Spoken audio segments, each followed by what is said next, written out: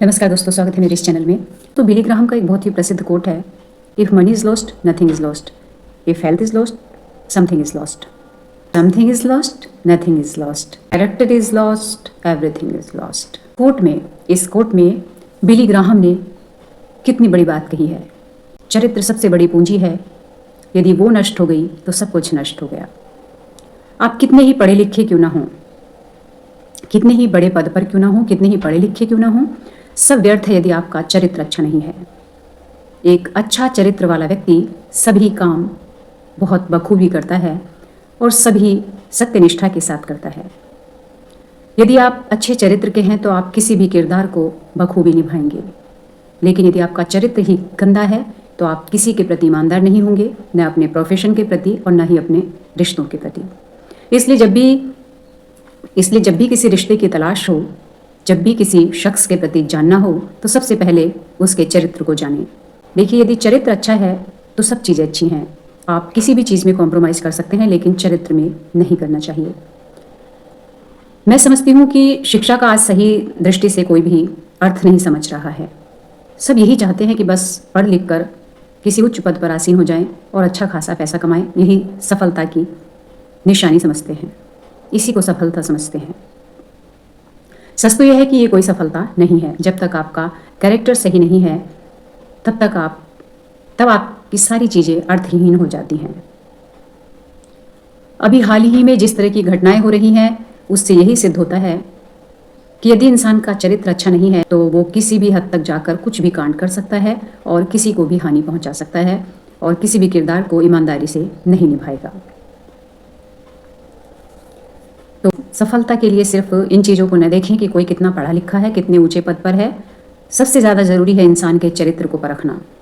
Okay है तो everything is okay. भारतीय संस्कृति इतनी हीन संस्कृति होती जा रही है क्योंकि इस पे पाश्चात्य संस्कृति का प्रभाव पड़ रहा है, तो ये अपने मानवीय मूल्यों को भूल रही है, अपनी पहचान खो रही है। वरना भारतीय संस्कृति में एक स्त्री का इतना ऊंचा स्थान पहले से रहा है कि स्त्री पूजनीय रही है, सम्मानीय रही है। लेकिन आज कलयुगी नारी इस तरह की हो गई है कि उसका किस आधार पर उसका सम्मान किया जाए ये समझ नहीं आता। सतयुग की नारी अपने पति के प्राणों की रक्षा के लिए यमराज से भी टकरा जाती थी, और आज स्थिति ये है कलयुगी नारी की, वो अपने पति के प्राणों की खुद ही दुश्मन बन चुकी है। कितना घृणित कृत्य आज की नारियां, इस तरह की पथभ्रष्ट नारियां कर रही हैं कि शर्मिंदगी महसूस होती है नारी होने पर।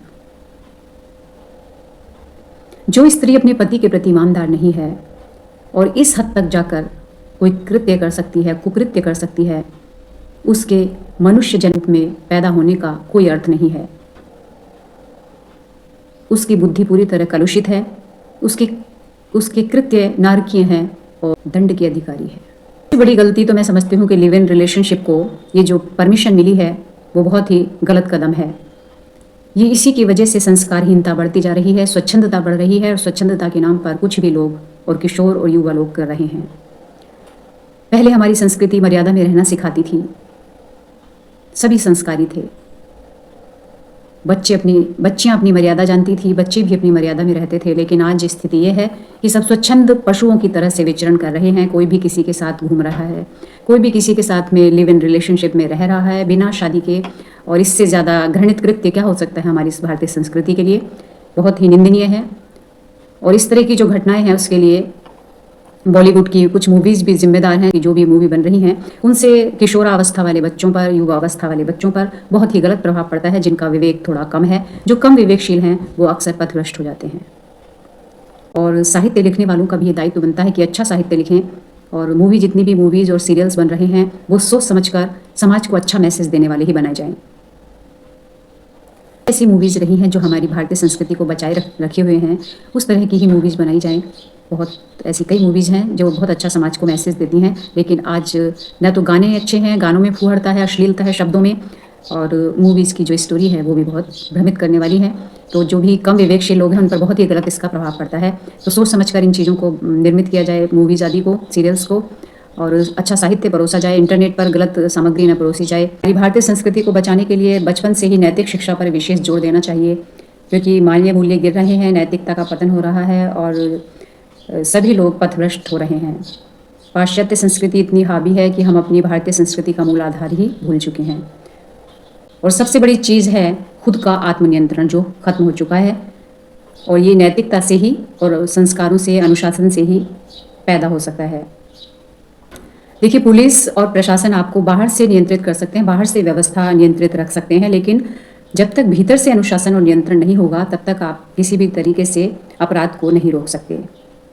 आत्मानुशासन के बिना कहीं भी कोई सुव्यवस्था नहीं स्थापित हो सकती। इसलिए चरित्र को निर्माण करने के लिए, चरित्र निर्माण के लिए आत्मानुशासन ज़रूरी है, और अच्छी शिक्षा, नैतिक शिक्षा का ज्ञान बचपन से ही दिया जाना ज़रूरी है। आज हम अपने बच्चों को डॉक्टर, इंजीनियर बनाने पर तो जोर दे रहे हैं, बड़ा आदमी बनाने पर जोर देते हैं, उच्च पद और प्रतिष्ठा, शोहरत, इसी चीज़ के पीछे भाग रहे हैं, लेकिन चरित्र की जो महत्ता है वो सब भूल गए हैं। यदि इस तरह के चरित्र, अपराधी चरित्र यदि पनपते रहे तो संस्कृति विनाश की ओर चली जाएगी और कहीं भी विश्वास नहीं बचेगा, किसी रिश्ते में विश्वास नहीं बचेगा, और इसी तरह रिश्तों का खून होता रहेगा। इसलिए अपने बच्चों को बचपन से नैतिक शिक्षा का ज्ञान ज़रूर दें, उनको पथभ्रष्ट होने से रोकें। बाकी भोग विलासिता की चीज़ें तो सभी उपलब्ध करा सकते हैं, लेकिन सबसे पहले सही संस्कार और नैतिकता का ज्ञान देना ज़रूरी है, ताकि इस तरह की आपराधिक गतिविधियों को रोका जाए। बहुत ही निंदनीय और घृणित घटनाएं ये हो रही हैं, जिनको सोचकर, पढ़कर, सुनकर बहुत दुख होता है कि हम इंसान रूप में पैदा होकर आखिर इस तरह की गंदगी अपने दिमाग में भरकर इस तरह के कृत्य को अंजाम कैसे दे सकते हैं। तो लानत है ऐसी नारियों पर, लानत है ऐसी सोच पर जो इतनी गलत चीज़ को अंजाम दे देते हैं, जो इस तरह की घटनाओं को अंजाम दे रही हैं। याद रहे कि भारतीय संस्कृति है, इसमें नारी को पूजनीय माना है और उसको सम्माननीय माना है। तो क्या ऐसी स्थिति में कोई नारी सम्माननीय हो सकती है, पूजनीय हो सकती है? मत भूलिए अपनी संस्कृति को, अपनी पहचान को, और मत इस तरह से बदनाम और पतित करिए अपनी भारतीय संस्कृति को। यदि वीडियो अच्छी लगती है तो इसको शेयर करें। अच्छी सामग्री जितना आप प्रचार प्रसार उसका करेंगे उतना ही गलत चीज़ों पर रोक लगेगी, और खुद भी अनुशासित रहें, दूसरों को भी अनुशासित होने के लिए प्रेरित करें। जितना हो सकता है संतों की वाणी सुने, ताकि मस्तिष्क में गंदी चीज़ों का संग्रह ना हो। जितना अच्छा साहित्य पढ़ेंगे, जितनी अच्छी चीज़ों के संपर्क में रहेंगे, उतना ही व्यक्तित्व साफ सुथरा होगा, और जितना इस दिमाग में गंदगी भरेंगे उतना ही पतित होते। इस दिमाग में अच्छी सामग्री इकट्ठी करें और गलत चीज़ें, गलत घटनाओं से अपने को बचाएं। तो दोस्तों, उम्मीद करती हूँ इसको आप शेयर करेंगे, और मेरे चैनल से सभी जितने जुड़े हुए हैं औरों को भी इसको शेयर करके जुड़ने के लिए प्रेरित करेंगे। शुक्रिया, आप सभी का बहुत बहुत धन्यवाद।